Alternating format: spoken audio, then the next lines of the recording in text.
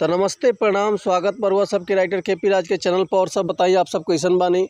उम्मीद करते रहुआ सभी बढ़िया होखब, अच्छा होखब। तो रहुआ सबन खातिर लेके आ गए बनी बिल्कुल ज़बरदस्त, बिल्कुल दर्दनाक, बिल्कुल ब्लास्ट, बिल्कुल हिट मीटर भोजपुरी बेवफाई सब।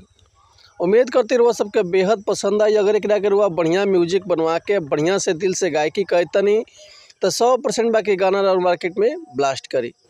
ऐसे पहले रुआ सबन से कहल चाहब कि अगर रुआ गायकी में इंटरेस्ट बा, गायकी कल चाहतनी, गायकी रुआ पसंद बा और रुआ के बढ़िया बढ़िया मेटर नहीं खेमत, बढ़िया गाना नहीं खेमत, बढ़िया तुकबंदी नहीं मिल पाओ, बढ़िया से म्यूजिक नहीं मिल पाओ, तो अगर रुआ हमारे चैनल पर आ गए तो रुआ सबके निराश भेले के जरूरत नहीं है। काहे से कि रुआ सबन खातिर हम हर एक प्रकार के सॉन्ग लिखिले, हिंदी होके चाहे भोजपुरी होके, चाहे रुआ कोनो भी ट्रैक पर भोजपुरी गाना लिखवा सकिले। ऑर्केस्ट्रा संग, लव संग, बेवफाई संग, पूर्वीन, निर्गुण, भजन, लोकगीत, लयदारी, रंगदारी, जातिवाद संग, चाहे सैड संग, चाहे बोलबम के गाना होके, चाहे विवाह गीत होके, चाहे विदाई गीत होके, चाहे वो अपने मनपसंद के कोनो भी गाना लिखवा सकिले, वो बिल्कुल उचित चार्ज। तो ऐसे कहल चाह रुआ सबसे कि रुआ अगर हमारे चैनल पर आयल बने, चैनल पर पहला बार बानी, चैनल पर नया बानी, तो चैनल के लाइक कर दी, सब्सक्राइब कर दी, बेल आइकन प्रेस कर दी, ताकि कोनो वीडियो अपलोड करी तो सबसे पहले नोटिफिकेशन रुआ सबन के मिले। चलिए देर न करते हुए आज के मीटर दखल कैसे बा, का एकर लय बा, का एकर धुन बा, रुआ सबन के हम गा के बताओ। तो उम्मीद करती रुआ सबके बेहद पसंद आई। तो चलिए देखिए आज के गाना कैसे बा।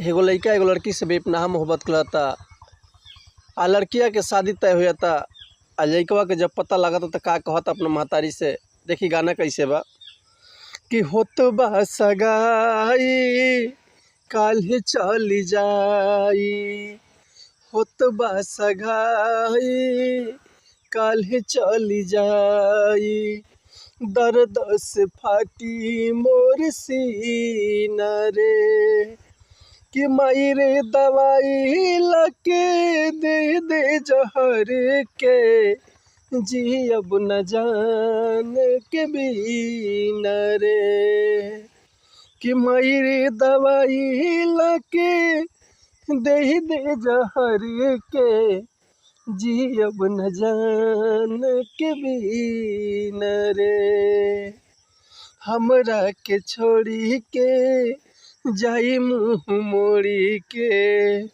हमरा के छोड़े के जाई मुँह मोड़ के, ढोब न गम के कई महीना रे, अरे ढोब न जखम कई महीना रे, कि माई रे दवाई लके दे दे जहर के, जी अब न जान के बीना रे, कि माई रे दवाई लके दे दे जहर के, जी अब न जान के बीना रे। तो उम्मीद करते हैं मीटर हुआ सबके बेहद पसंद आयल। अगर ये गाना के फुल लिखवाल चाहते हैं तो डिस्क्रिप्शन में हमारा कॉन्टैक्ट नंबर बा, व्हाट्सअप नंबर बा, रुआ कॉल कर सकले या व्हाट्सअप कर सकले, रुआ के बिल्कुल उसी चार्ज पे फुल गाना मिल जाए। एक और बात रुआ सबसे कहल चाह कि अगर हमारे गाँव में कोई मिस्टेक हो तो भी क्षमा चाहते हैं, ऐसे कि हम गायक ना ही रुआ सब के खाली बता सकिले, समझा सकिले। तो चलिए मिलते हैं नेक्स्ट वीडियो में कुछ नया गाना, कुछ नया धुन, कुछ नया कंपोजिशन लेके। तब तक ले रुआ सबसे अनुमति चाहतनी। नमस्कार, प्रणाम, जय हिंद, जय भारत, जय भोजपुरी समाज, हर हर महादेव, जय शिव शंभू।